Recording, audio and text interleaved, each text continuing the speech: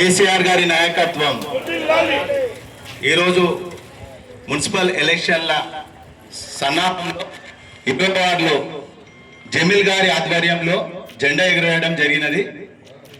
రాబోయే మున్సిపల్ ఎలక్షన్లో గజ్వేల్ పట్టణంలో అన్ని వార్డులో కేసీఆర్ గారి నాయకత్వంలో అందరిని గెలిపించుకొని మనము కేసీఆర్ గారికి బహుమతిగా ఇవ్వాలని చెప్పి మా 20వ వార్డు ప్రజల తరఫున ప్రత్యేకంగా ధన్యవాదాలు తెలుసుకుంటున్నాను.